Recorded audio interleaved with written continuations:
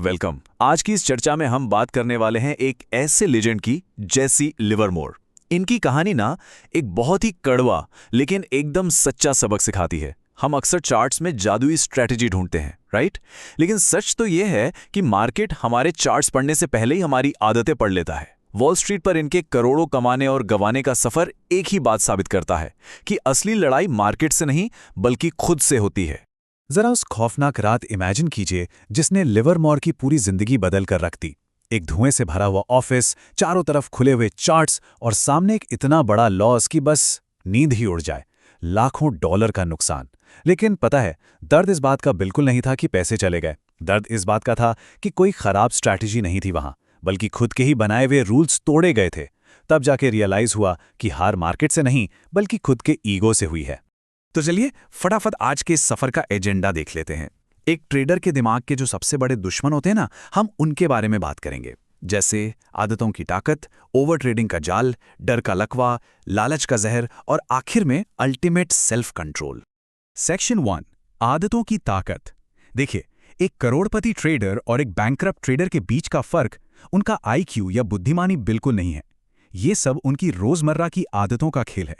Wall street की history उठाकर देख लीजिए, ऐसे ढेरों एवरेज दिमाग वाले लोग रहे हैं जो करोड़पति बन गए और कई एब्सोल्यूट जीनियस पूरी तरह से बर्बाद हो गए। ये ना दो अलग अलग माइंडसेट्स का एक बहुत ही क्लासिक एग्जाम्पल है।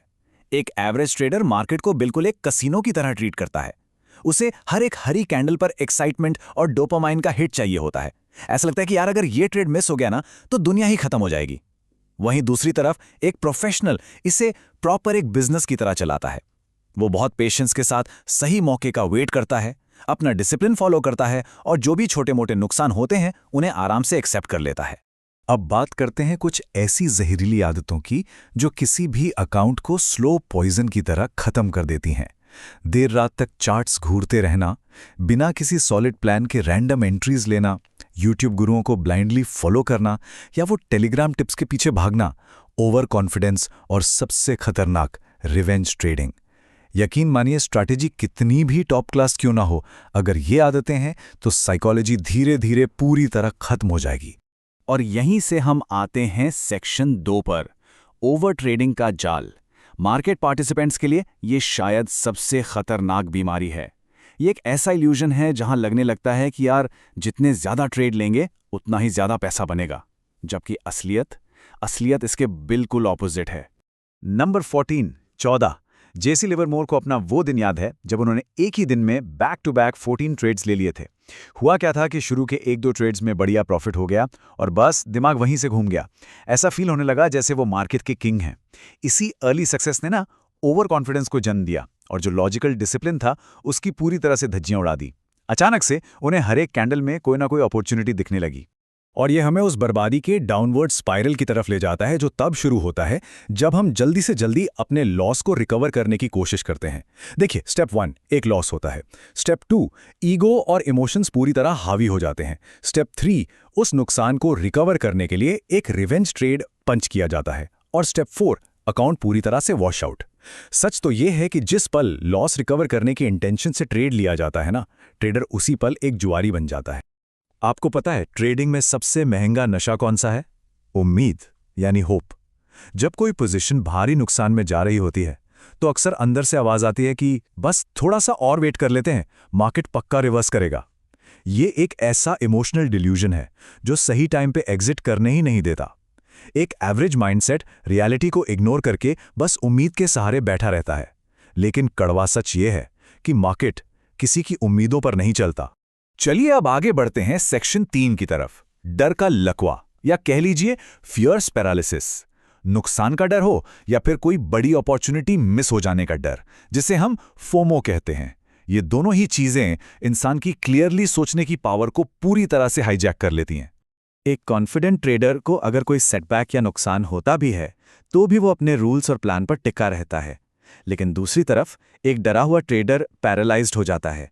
कई बार एकदम परफेक्ट सेटअप आंखों के सामने होता है, लेकिन पिछला नुकसान इतना डरा देता है कि एंट्री लेने की हिम्मत ही नहीं होती।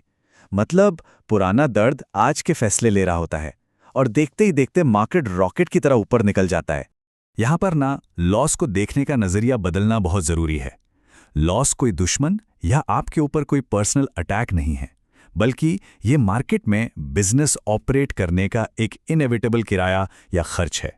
अगर एक छोटा सा लॉस एक्सेप्ट करने से मना किया जाए तो वही छोटी सी खरोच आगे चलकर अकाउंट के लिए एक जानलेवा घाव बन जाती है। मार्केट किसी को जज नहीं करता। लॉस को बस बिजनेस का एक नॉर्मल हिस्सा मान लेना ही सबसे बड़ी समझदारी है। सेक्शन 4, लालच का जहर।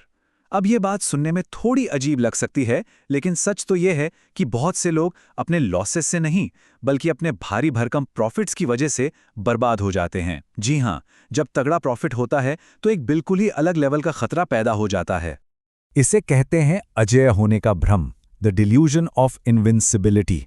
जब लगातार करोड़ों का प्रॉफिट होता है ना, तो ऐसा फील होने लगता है कि भाई मैं तो कभी गलत हो ही नहीं सकता। ये जो लालच है, ये रिस्क के प्रति बिल्कुल अंधा कर देता है। सारा लॉजिक साइड में रह जाता है और बस थोड़ा सा और मिल जाए वाली डेंजरस फीलिंग हावी हो जाती है। बिना किसी प्लान के सिर्फ इमोशंस के बेसिस पर पोजीशन साइज डबल ट्रिपल कर दी जाती है। याद रखिए, प्रॉफिट का नशा अक्सर किसी भी और नशे से ज्यादा खतरनाक होता है, क्योंकि ये सही फैसले लेने की ताकत ही खत्म कर देता है। और अब हम इस कहानी के एकदम क्लाइमैक्स पर पहुंच गए हैं। Section 5, ultimate self control. इतने सारे चार्ट्स, डेटा और पैटर्न्स देखने के बाद सबसे बड़ी रियलिटी बस यही है कि एक ट्रेडर की असली जंग कभी भी चार्ट्स या मार्केट से रही ही नहीं है। उसकी अल्टीमेट लड़ाई हमेशा और हमेशा उस इंसान से होती है जो उसे आईने में दिखाई देता है। यहां पर एक बहुत ही डीप सवाल खड़ा होता है, क्या कोई सच में मार्केट को बीट करना चाहता है या बस अपने ईगो को सेटिस्फाई करके खुद को सही साबित करना चाहता है? जब भी कोई ट्रेड लिया जाता है तो क्या वो ईगो की आवाज होती है जो गलत साबित होने से डरती है, या फिर वो एक अनुशासित सक्सेसफुल इंसान बनने की सच्ची चाहत होती है? क्योंकि लिख कर ले लीजिए, ईगो कभी पैसा नहीं बनाता, पैसा हमेशा डिसिप्लिन बनाता है। इस पूरी चर्चा का जो कोर मैसेज है वो बिल्कुल क्रिस्टल क्लियर है। ट्रेडिंग कोई रातों रात अमीर बनने की स्कीम या फास्ट मनी गेम नहीं है। ये सेल्फ कंट्रोल का एक बहुत बहुत बड़ा टेस्ट है। मार्केट हमेशा डिसिप्लिन को रिवॉर्ड देता है और इमोशनल फैसलों को बहुत बुरी तरह पनिश करता है। मार्केट में कंसिस्टेंसी सिर्फ और सिर्फ तभी आती है जब इंसान अपने दिमाग को जीत ले, उस फोमो को पूरी तरह खत्म कर दे और प्रॉफिट से कहीं ज्यादा अपने प्रोसेस की इज्जत करे।